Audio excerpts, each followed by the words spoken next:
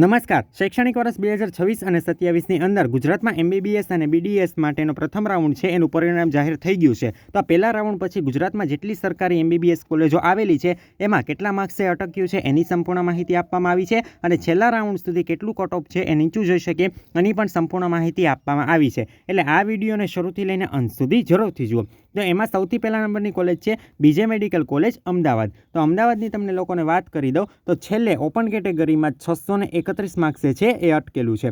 EWS કેટેગરીની વાત કરી દઉં તો છેલ્લે 610 માર્ક્સે અટકેલું છે. OBC કેટેગરીમાં છેલ્લે 603 માર્ક્સે અટકેલું છે. SC કેટેગરી છે એમાં 569 એટલે કે 569 માર્ક્સે છે એ અટકેલું છે અને ST કેટેગરીમાં 479 માર્ક્સે છે એ અટકેલું છે. તો આ તમારા લોકોનું BJ મેડિકલની અંદર પ્રથમ રાઉન્ડનું કટ ઓફ છે.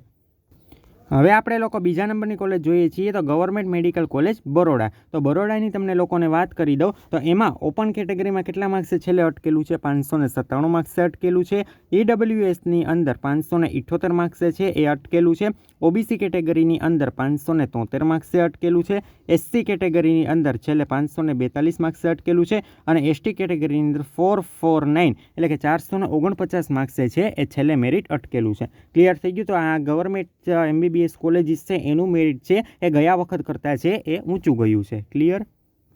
એના પછી ત્રીજા નંબરની કોલેજ છે ગવર્મેન્ટ MBBS કોલેજ સુરત. તો સુરતની તમને લોકોને વાત કરી દઉં તો એમાં ઓપન કેટેગરીમાં છેલ્લે 585 માર્ક્સે અટકેલું છે. EWS કેટેગરીમાં છેલ્લે 570 માર્ક્સે અટકેલું છે. OBC કેટેગરીમાં 561 માર્ક્સે અટકેલું છે. SC કેટેગરીમાં છેલ્લે 522 માર્ક્સે અટકેલું છે.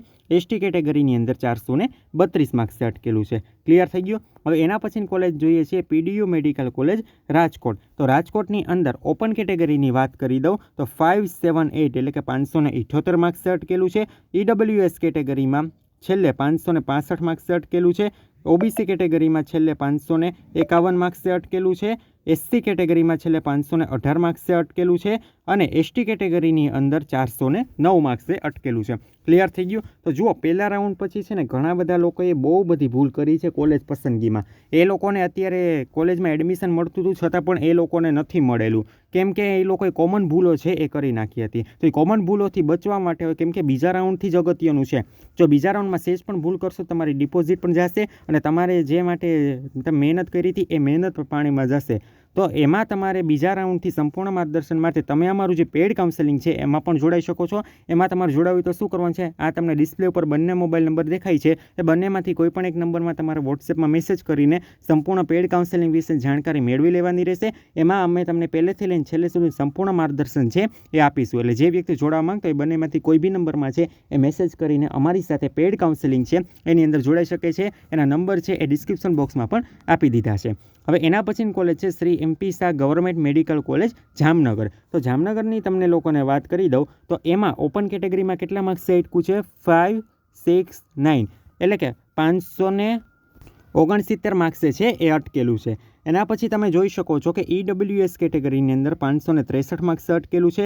OBC કેટેગરીની અંદર 550 માર્ક્સે અટકેલું છે. SC કેટેગરીની અંદર 513 માર્ક્સે અટકેલું છે.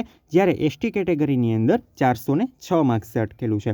હવે એના પછીની ગવર્મેન્ટ MBBS કોલેજ જોઈએ છઠ્ઠા નંબરની તો ગવર્મેન્ટ મેડિકલ કોલેજ ભાવનગર. તો ભાવનગરની તમને વાત કરી દઉં તો એમાં ઓપન કેટેગરીની અંદર 560 માર્ક્સે અટકેલું છે. EWS કેટેગરીમાં 556 માર્ક્સે અટકેલું છે. OBC કેટેગરીમાં છેલ્લે 545 માર્ક્સે અટકેલું છે.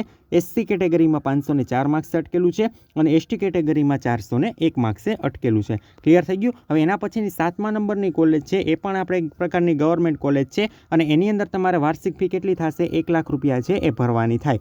તો એમાં તમને લોકોને ઓપન કેટેગરીની વાત કરી દઉં તો ઓપન કેટેગરીમાં છેલ્લે 558 માર્ક્સે અટકેલું છે. એના પછી તમે જોઈ શકો છો EWS કેટેગરી તો એમાં 556 માર્ક્સે અટકેલું છે. તો ઘણા લોકો કહેશે કે ભાઈ ગવર્મેન્ટ MBBS કોલેજ ભાવનગરમાં પણ 556 છે અને આની અંદર પણ 556 છે. તો તમને જણાવી દઉં આમાં જે વ્યક્તિને એડમિશન મળ્યું છે એનો આપણે કહીએ ને રેન્ક છે ને GR જનરલ રેન્ક તમને કહી દો એનો 977 છે. જ્યારે ભાવનગર જેને મળ્યું છે એનો રેન્ક કેટલો થશે 965. ક્લિયર થઈ ગયું. એટલે રેન્ક વચ્ચે પણ તમને ફેર હોઈ શકે. ક્લિયર થઈ ગયું. હવે ઓબીસી કેટેગરીની વાત કરી દઉં તો એમાં તમને 544 માર્ક્સે અટકેલું છે. એસસી કેટેગરીમાં છેલ્લે 537 માર્ક્સે અટકેલું છે અને એસટી કેટેગરીમાં 401 માર્ક્સે અટકેલું છે. ક્લિયર.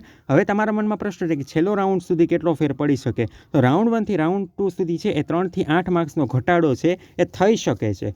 થઈ જ જશે એવું નહીં, પણ એ ઘટાડો છે એ થઈ શકે છે. પણ હવે તમે એક વસ્તુ વિચારો, જે વ્યક્તિને ઓલ ઇન્ડિયા કોટાની અંદર જીમર્સ કોલેજમાં મળતું હોય, માની લો કે એક્ઝામ્પલ તરીકે કોઈ માર્ક્સ છે તો એ વ્યક્તિને ઓલ ઇન્ડિયા કોટાની અંદર જીમર્સમાં મળે છે અને એને સ્ટેટમાં ભાગ લીધો અહીંયા, તો એને ગવર્મેન્ટ બીજે મેડિકલ કોલેજ મળી ગઈ, તો એ લોકો કઈ પ્રેફરન્સ કરે? સ્ટેટની કોલેજ છે એ જ પ્રેફરન્સ કરે, કેમ કે ઓલ ઇન્ડિયા કોટા છે એનું મેરિટ કેટલું જતું હોય? હંમેશા ઊંચું જતું હોય. ક્લિયર થઈ ગયું. એટલે ઘણા લોકો એ પણ વિચારે કે ભાઈ ઓલ ઇન્ડિયા કોટામાં અમને 3.75 લાખવાળી કોલેજ મળે તો એના કરતાં તમારે ગવર્મેન્ટમાં 25,000માં મળી જાય છે સ્ટેટમાં, તો એ લોકો સ્ટેટમાં પણ વિચારે, એટલે એ લોકો ઓલ ઇન્ડિયા કોટામાં ન જાય. ક્લિયર થઈ ગયું. એટલે 3 થી 8 માર્કનો સંભવિત ઘટાડો થઈ શકે છે. એના પછી મોપઅપ રાઉન્ડ, એટલે ત્રીજો રાઉન્ડ છે, એમાં 5 થી 12 માર્ક્સનો ફેર છે એ થઈ શકે છે. એ થવો હોય તો થાય, કેમકે ગવર્મેન્ટની અંદર છે ને બહુ ઓછો ફેરફાર થતો હોય છે અને સ્ટે વેકેન્સી રાઉન્ડમાં અણધાર્યો ફેરફાર.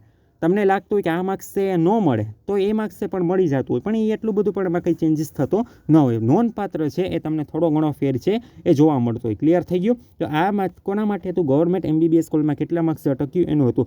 નેક્સ્ટ વિડીયો કોના માટે આવશે? જીએમઈઆરએસ મેડિકલ કોલેજ માટે આવશે. એટલે જો ચેનલમાં તમે નવા હોય તો ચેનલને લાઇક, શેર અને સબસ્ક્રાઈબ કરવાનું ના ભૂલો. અને આવી જ માહિતી માટે જો તમે લોકો ચેનલમાં નવા હોય તો ખાસ કરીને ચેનલને તમે લાઇક કરજો, શેર કરજો, સબસ્ક્રાઈબ કરવાનું ના ભૂલતા. અને જે વ્યક્તિ પેઇડ કાઉન્સેલિંગમાં જોડાવા માંગતા હોય એ બંનેમાંથી કોઈ પણ નંબરમાં સંપર્ક કરીને અમારી સાથે પેઇડ કાઉન્સેલિંગમાં જોડાઈ શકે છે. એ સિવાય તમારે અમારા વોટ્સએપ ગ્રુપ તથા વોટ્સએપ ચેનલમાં જોડાવવું હોય તો બંનેની લિંક નીચે ડિસ્ક્રિપ્શનમાં આપેલી છે, ત્યાં જઈને જોડાઈ શકો છો.